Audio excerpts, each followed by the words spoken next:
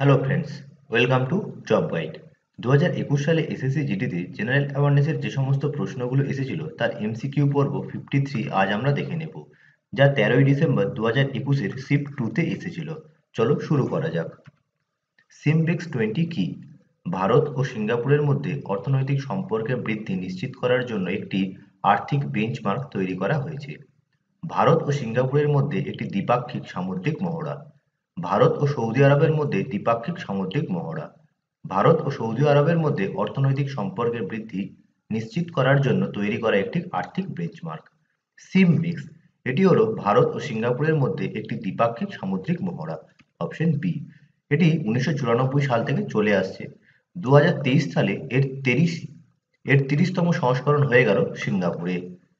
পরের প্রশ্ন, 2020 সালের জুনে প্রকাশিত ফিফা র্যাঙ্কিংয়ে ভারত কোথায় দাঁড়িয়েছে? 107, 106, 108 না 105? 2020 সালের জুনে ফিফা র্যাঙ্কিংয়ে ভারত 108 নম্বর স্থানে ছিল। Option C. লাস্ট যে র্যাঙ্কিং বেরিয়েছিল 21শে ডিসেম্বর 2023-এ, সেই অনুযায়ী ভারতের র্যাঙ্ক হলো 102। ভারত ফেব্রুয়ারি 1996-এ সব থেকে কম 94তম র্যাঙ্কে এসেছিল এবং সব থেকে খারাপ র্যাঙ্ক ছিল 173তম মার্চ 2015-তে। পরের প্রশ্ন, নিচের কোন লোকনৃত্যটি এক হাতে তলোয়ার ও অন্য হাতে ঢাল নিয়ে পরিবেশিত হয়? সাঁওতাল, জাদুর, কর্ম না পাইকা? এক হাতে তলোয়ার এবং অন্য হাতে ঢাল নিয়ে পরিবেশিত হয় পাইকা নৃত্য। Option D. পাইকা নৃত্য হলো ভারতের ঝাড়খণ্ডের একটি ঐতিহ্যবাহী লোকনৃত্য। এটি মার্শাল আর্ট কৌশলগুলির সাথে নাচের ধাপগুলিকে একত্রিত করে। এই নৃত্যটি ঝাড়খণ্ডের ময়ূরভঞ্জ জেলার মুন্ডা উপজাতি দ্বারা পরিবেশিত হয়। পরের প্রশ্ন, ফোর্বসের ওয়ার্ল্ড বিলিয়নিয়ার লিস্ট 2021-এ নিচের কোন ব্যক্তিকে স্থান দেওয়া হয়নি? শিব নাদার, আদার পুনাওয়ালা, রাধাকৃষ্ণ দামানি না উদয় কোটাক? 2021 সালে ফোর্বসের ওয়ার্ল্ড বিলিয়নিয়ার লিস্টে আদার পুনাওয়ালার নাম ছিল না। Option B. সেখানে সাইরাস পুনাওয়ালার নাম ছিল। সাইরাস পুনাওয়ালা হলেন আদার পুনাওয়ালার পিতা এবং সাইরাস পুনাওয়ালা ইনি হলেন সিরাম ইনস্টিটিউটের এমডি।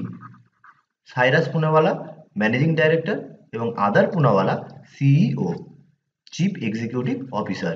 2023 সালের অক্টোবর 11-র ফোর্বসের 100 জন সবথেকে ধনী ব্যক্তির মধ্যে ভারতের এই ব্যক্তিগুলোর নাম রয়েছে, যাদের মধ্যে সাইরাস পুনাওয়ালাও রয়েছেন। ভারতের মধ্যে সবথেকে ধনী হলেন মুকেশ আম্বানি, যার সম্পদের পরিমাণ 92 বিলিয়ন ডলার। দ্বিতীয় স্থানে আছেন গৌতম আদানি, যার সম্পত্তির পরিমাণ 68 বিলিয়ন মার্কিন ডলার। পরের প্রশ্ন, নিচের কোনটি 2020 মহিলা টি-20 চ্যালেঞ্জের টাইটেল স্পন্সর ছিল? পেটিএম, জিও, ড্রিম ইলেভেন না আন একাডেমি? 2020 মহিলা টি-20 চ্যালেঞ্জের টাইটেল স্পন্সর ছিল জিও। Option B. 2023 সালে যে সমস্ত ইভেন্টসগুলো হয়ে গেছে সেখানে কোন কোন খেলায় কারা টাইটেল স্পন্সর ছিল একবার দেখে নিও। পরের প্রশ্ন, 2020 সালের নভেম্বরে নীতিশ কুমার টানা কতবারের জন্য বিহারের মুখ্যমন্ত্রী হন? তৃতীয়, দ্বিতীয়, চতুর্থ না পঞ্চম? 2020 নভেম্বরে নীতিশ কুমার টানা 4বারের জন্য বিহারের মুখ্যমন্ত্রী হন। Option C. তিনি 2015 থেকে বিহারের মুখ্যমন্ত্রী আছেন। পরের প্রশ্ন, কোন আইন এমন একজন ব্যক্তিকে জিজ্ঞাসাবাদ করার অনুমতি দেয় যে বিদেশে অবস্থান করে ফৌজদারি বিচারের মুখোমুখি হতে ভারতে ফিরে যেতে অস্বীকার করে? অর্থাৎ কোনো ব্যক্তি ফাইন্যান্সিয়াল ফ্রড করে বিদেশে চলে গেল এবং তার উপর ফৌজদারি বিচার চালাতে হলে যে আইন প্রয়োগ করা হয় তা হলো fugitive economic offenders FEO act 2018। Option B. পরের প্রশ্ন, 2015 সালের হিসেবে national mission for clean Ganga এনএমসিজির বিশ্বব্যাংক অর্থায়িত national Ganga river basin projects এনজিআরবিপির ফোকাস কয়টি রাজ্য ছিল? 9টি, 5টি, 7টি না 3টি? ন্যাশনাল গঙ্গা রিভার বেসিন প্রজেক্টের 5টি ফোকাস রাজ্য ছিল। Option B. এই 5টি রাজ্য হলো উত্তরাখণ্ড, উত্তরপ্রদেশ, বিহার, ওয়েস্ট বেঙ্গল এবং ঝাড়খণ্ড। পরের প্রশ্ন, একটি ডেনড্রাইটিক নিষ্কাশন প্যাটার্ন কিভাবে গঠিত হয়? এটি হলো ডেনড্রাইটিক নিষ্কাশন প্যাটার্ন, যেখানে নদী নালা ভূখণ্ডের ঢাল অনুসরণ করে তার উপনদীগুলির সাথে একটি গাছের শাখার অনুরূপে মিলিত হয়। অপশন বি হবে সঠিক। পরের প্রশ্ন, ভারতীয় জাতীয় কংগ্রেসের প্রথম অধিবেশন বোম্বেতে কোন সালে উমেশচন্দ্র ব্যানার্জির সভাপতিত্বে অনুষ্ঠিত হয়? জাতীয় কংগ্রেসের প্রতিষ্ঠা হয়েছিল 1885 সালে। এর প্রতিষ্ঠাতা ছিলেন অ্যালান অক্টোভিয়ান হিউম।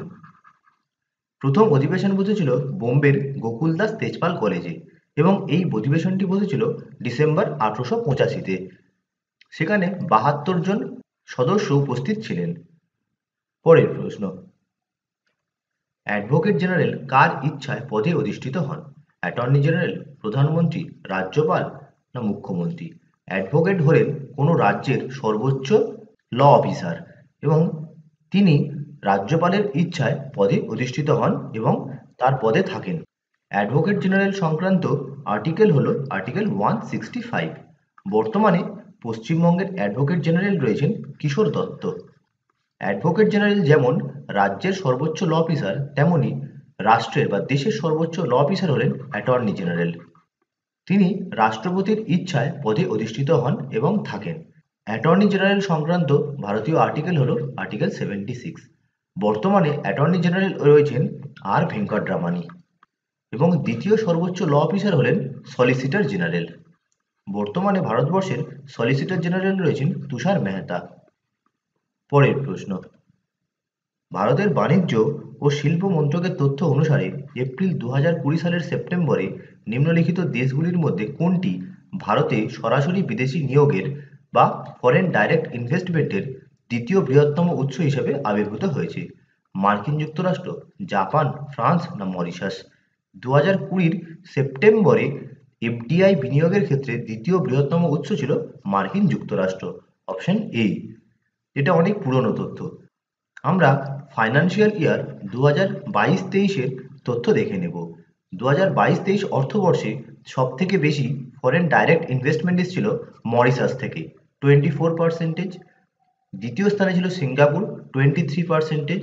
তৃতীয় স্থানে ছিল আমেরিকা 9%। চতুর্থ স্থানে ছিল নেদারল্যান্ড 7% এবং পঞ্চম স্থানে জাপান 6%। সব থেকে বেশি বিনিয়োগ এসেছিল সার্ভিস সেক্টরে 16%। দ্বিতীয় সর্বোচ্চ এসেছিল কম্পিউটার সফটওয়্যার হার্ডওয়্যারে 15%। তৃতীয় এসেছিল ট্রেডিংয়ে 6%। চতুর্থ স্থানে ছিল টেলিকমিউনিকেশনে 6% এবং পঞ্চম ছিল অটোমোবাইল ইন্ডাস্ট্রিতে 5%। সব থেকে বেশি ফরেন ডাইরেক্ট ইনভেস্টমেন্ট এসেছিল মহারাষ্ট্রে 29%। দ্বিতীয় স্থানে কর্ণাটকা 24%। গুজরাটে 17%। দিল্লি ছিল চতুর্থ স্থানে 13% এবং পঞ্চম স্থানে ছিল তামিলনাড়ু 5%। পরের প্রশ্ন, দ্বিতীয় বিশ্বযুদ্ধে তাদের প্রচেষ্টার জন্য পূর্ণ ভারতীয় সহযোগিতা নিশ্চিত করার জন্য ব্রিটিশ সরকার ভারতে কোন মিশন শুরু করেছিল? আরউইন, সাইমন, ক্রিপস না কর্নওয়ালিস? দ্বিতীয় বিশ্বযুদ্ধে ভারতবর্ষ যাতে ব্রিটিশ সরকারকে পূর্ণ সহায়তা করে সেই জন্য ব্রিটিশ সরকার ক্রিপস মিশনকে ভারতে পাঠিয়েছিল। Option C. ক্রিপস মিশন ভারতে এসেছিল 1942 সালে এবং এর নেতৃত্বে ছিলেন ব্রিটেনের উইনস্টন চার্চিলের জোট সরকারের শ্রমমন্ত্রী স্যার রিচার্ড স্ট্যাফোর্ড ক্রিপস। পরের প্রশ্ন, আ প্রমিসড ল্যান্ড কার লেখা একটি বই? Nelson Mandela, Barack Obama, Milkha Singh না প্রিয়াঙ্কা চোপড়া? আ প্রমিসড ল্যান্ড এই বইটি লিখেছেন বারাক ওবামা। তিনি হলেন আমেরিকার প্রাক্তন রাষ্ট্রপতি। পরের প্রশ্ন, নিচের কোন পদটি ভারতের মন্দির স্থাপত্যের সাথে যুক্ত নয়? ভিসারা, দ্রাবিড়া, অর্ধকা না নাগারা? মন্দির স্থাপত্যের সাথে যুক্ত নয় অর্ধকা style. Option C. Nagara style এটি উত্তর ভারতে দেখতে পাওয়া যায়। দক্ষিণ ভারতে যে মন্দিরগুলো তা হলো দ্রাবিড় স্টাইলে বানানো, আর ভেসারাটা এটি মূলত কর্ণাটকে দেখতে পাওয়া যায়। এটি হলো দ্রাবিডিয়ান স্টাইল এবং নাগারা স্টাইলের মিলিত রূপ। পরের প্রশ্ন, নিচের কোন গাছটি কাশি ও সর্দির চিকিৎসায় ব্যবহৃত হয়? সর্পগন্ধা, বাবলা, তুলসী না নিম? খুবই সহজ প্রশ্ন। কাশি ও সর্দির চিকিৎসায় ব্যবহৃত হয় তুলসী। Option C. পরের প্রশ্ন, কোন বছরে পার্লামেন্টের একটি আইন দ্বারা লাক্ষাদ্বীপ, মিনিকয়, আমিনদিঘি দ্বীপগুলিকে কেন্দ্রশাসিত অঞ্চল লাক্ষাদ্বীপে পরিবর্তিত করা হয়েছিল? এটি করা হয়েছিল 1972 সালে পার্লামেন্টের আইন দ্বারা। Option A. পরের প্রশ্ন, আলাউদ্দিন খলজি কর্তৃক আরোপিত খারাজ কর ছিল একজন কৃষকের উৎপাদিত কত পার্সেন্টেজের সমান? 10%, 25%, 20% না 50%? খারাজ করের মাধ্যমে একজন কৃষক যা উৎপাদন করত তার কিছুটা রাষ্ট্রকে দিতে হতো। এটি অনেক আগে থেকেই ভারতবর্ষে প্রচলিত ছিল। আলাউদ্দিন খলজির সময় তা তিনি বাড়িয়ে 50% করেছিলেন, মানে পুরো অর্ধেক ফসল তাকে দিয়ে দিতে হতো। পরের প্রশ্ন, এজি ট্যান্সলে 1935 সালে কার ধারণা তুলে ধরেছিলেন? বাস্তুতন্ত্র, গতি, শূন্য না শ্বসন? 1935 সালে এজি ট্যান্সলে বাস্তুতন্ত্রের ধারণা তুলে ধরেছিলেন। Option A. পরের প্রশ্ন, রাসায়নিক ক্ষারের ক্ষেত্রে নিচের কোন বিবৃতিটি সঠিক?